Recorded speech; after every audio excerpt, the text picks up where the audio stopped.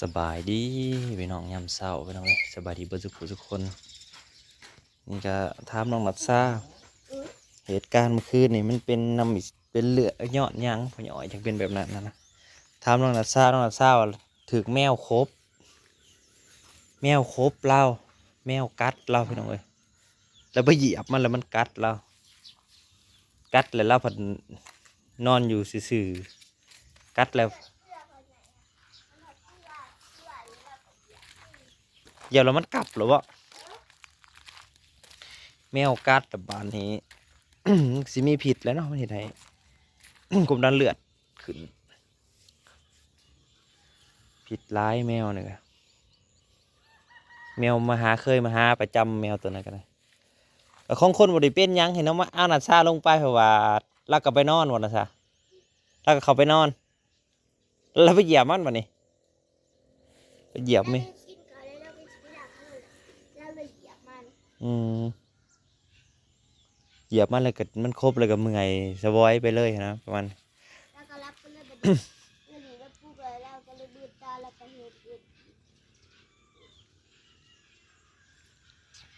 คนที่เอาไปก็คือพ่อน้องเนยกับปันพัวเซาเตียโตเป็นคนแก่ไปแก่ไปหงหมอลีดนี่ก็พอดาวโทรไข่ขึ้นมาด่วนเลยพอดาวก็โทรขึ้นมาไวๆเด้อนั่งก็สิ่งขึ้นมาเขาเดียวประมาณ10 นาทีหอดหงหมอพัวเซาเตียได้แลนขึ้นมาหาพอดาวหดไปบ่ได้พอดาวหดบ่มีผู้อยู่นะมันอันนั้นมีผู้อยู่นะบางคำกับแม่น้ำมันโตแต่ใครก็เขาก็อยู่กันหลายคนแหละมีลูกสาวใหญ่กับลูกสาวกลางกับลูกเคยเต็มเทียงอยู่เซลอยู่เขาก็ให้พากันไปห้องหมออืมมาแล้ววันนี้หักยังเก็บอยู่บองแมวครบนะ อันตรายเด้อแมวนี่ก็ได้นายก็คือกันอย่าไปเหยียบมันนี่มันกบโปรย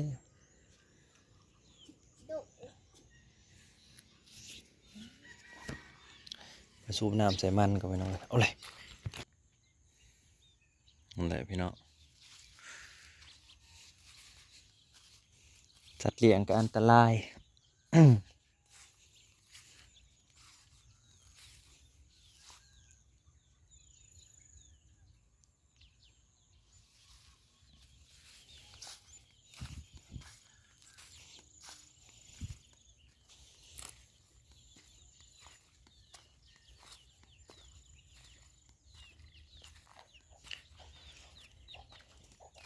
สูบน้ำใส่มันก็ปลูกมันหน่อยพี่น้องวานปลูกมันหน่อยตอนแรงพอมีคนมานำคือเมื่อคืนนี่พี่น้องเขามานำเอาละบ่ได้ไป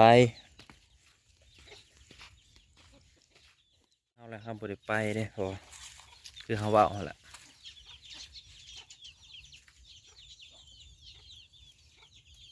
คนที่หับส้มกับมาว่าเฮานั่นอาศัยบ่ได้ประมาณนี้จังแล้วกับอันนี้ครอบครัวเฮาไว้ก่อนอยู่แล้วเรื่องนี้ไผสิว่าแนวใดก็อย่าเฮาก็สิบ่ไปกับลูกเต้าเขาหลายเด้ลูกเต้าเขาหลายคนเราสิเบิ่งพ่อบ่ได้ก็แล้วแต่ได้ลูกไผลูกก็2-3 คนทั้งลูกสาวใหญ่ทั้งลูกสาวกลางทั้งผัวทั้งลูกเขยคนหนึ่งถึงลูกเขยเอาว่าสิเบิ่งกันบ่ได้กะ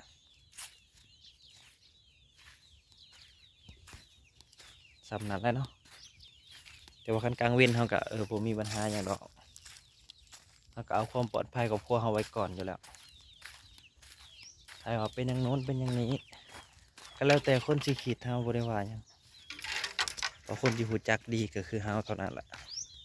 ใครบ่ได้หูจักบ่ได้อยู่จุดนี้เลยบ่หูจักหรอก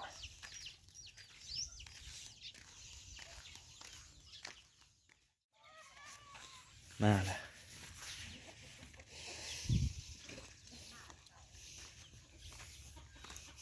พอกินแล้วพี่น้องพอกินแล้ว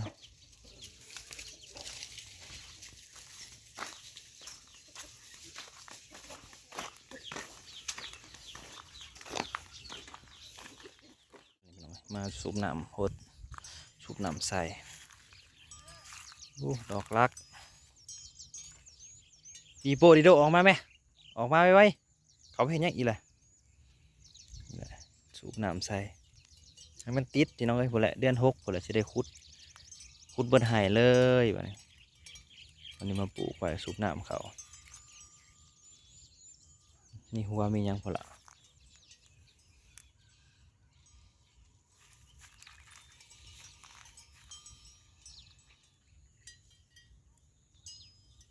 นี่กระเทียมพ่อใหญ่อ่อยพี่น้องมีคนสูบน้ำอยู่แป๊บอยู่ลูกสาว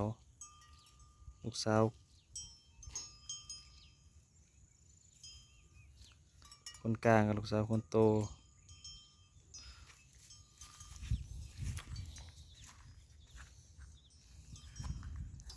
เก็บถือว่าแล้วก็จะไปเฮ็ดวิอักต่อแล้วเว้ยหัวแล้วตีตะข่ายเล็กคือเก่าแหละเฮ็ดหัวอ้อม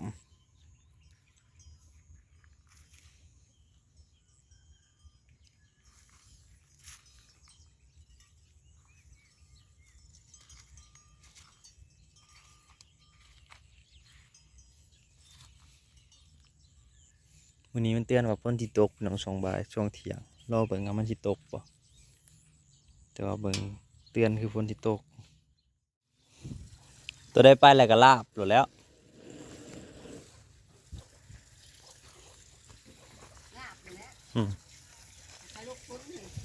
นี่พี่น้อย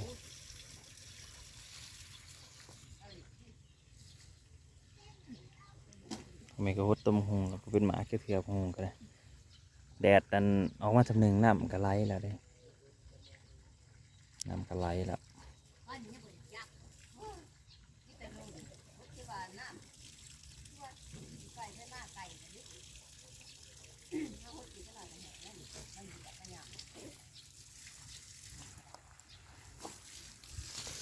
ต้นหงเขากระปุกแต่ย่ามันเอาไปเลยพี่น้อง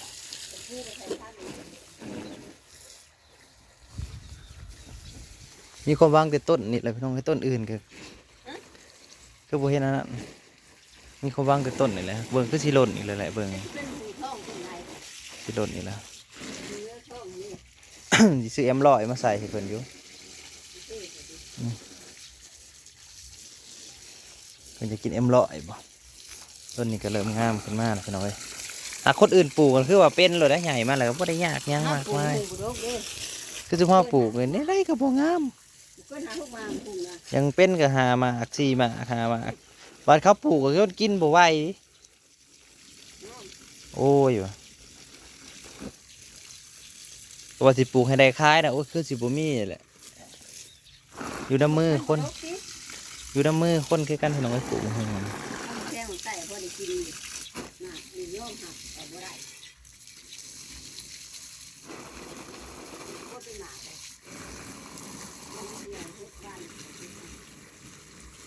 พริกสีฟ้าครับส่วนขางบ้านพี่น้องนี่เนี่ยต้นโหระพา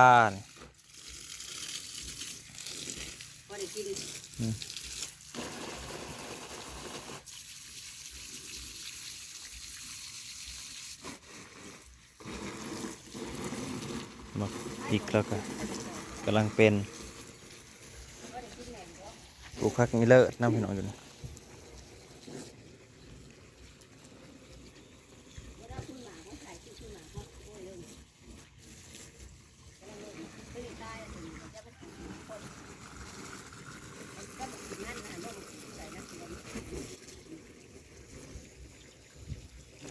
หดไว้ตอนแรกแล้วก็บริหดแล้วก็มืองามอยู่ต้นมะฮุงกับพี่น้องเอ้ยผู้เขียวขึ้นชิวะบ่แต่เขียวขึ้นรอพังไปยามฝนตกตัวยามอันพุ่นแหละเอาฝนตกห้ามมันไม่ใช่ว่ามันสิออกมันสิเป็นดีกว่าเอาหดยามอยู่จักต้นนี้ออกดอกดีอยู่นี่ดอกออกอยู่ตลอดออกมาอะไรใหญ่พ่อยังน่ะล้นพอจะได้กิน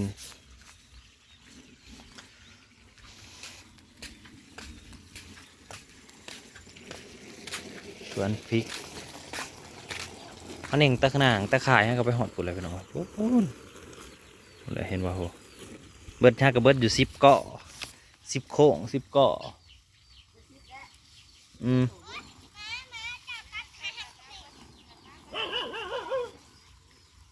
เบิด10 เกาะจะพ่อบ่พ่อแล้วตอนนั้นก็เก็บขยะเป็นเก็บขยะเราจะไปต่อกันตะข่ายต่อพี่น้องเลย เลี้ยงหน้าบุรีได้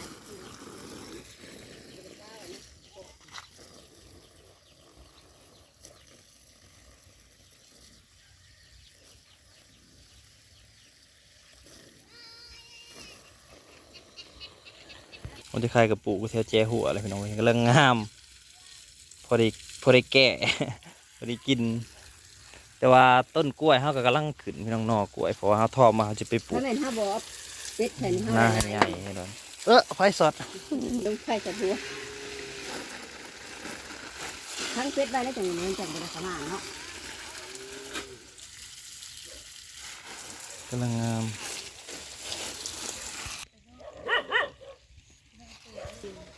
แล้วไปเหยียบมันก็คนง่ายหนิบอกไปเหยียบมันเลยเป็นอยู่นะแม่พวกมันปวดได้ปวดแล้วมันรับปวดมันจริงไทยอีกป่ะมันไม่ยาทาแต่ตะกี้ไม่มีม้อนอะไรอ้าวไม่ได้แล้วเช้าเองแล้ว เขาเอายังให้กิน แล้วก็ไม่ได้เช้าอย่างอื่นต้องเอาหน่อยแล้วปวดให้ปวดทุกเช้านี่เกี่ยวกับเราเอาไทยเราไล่ตูไปได้หนึ่งมันบ่งามต้นน้อยเอ๊ะเบ้อเบ้อเบ้อไปเห็นเลยไปจู่บ่งามปลูกบ่งามตายลงมาพวกพี่โดมาเนี่ย ใครนะ พี่โก้เบ้อนั่นแหละโบ้มาแก่ผ้าผัวมันนะว่าโอ้น้ำเห่าอยู่มากระไดแก่ผ้ามันลงที่เลยนะอยากเข้ามาถึงนี่ ขอกันมาพี่น้องขอบคุณอะไรที่คอยหับชมเด้อ คนไป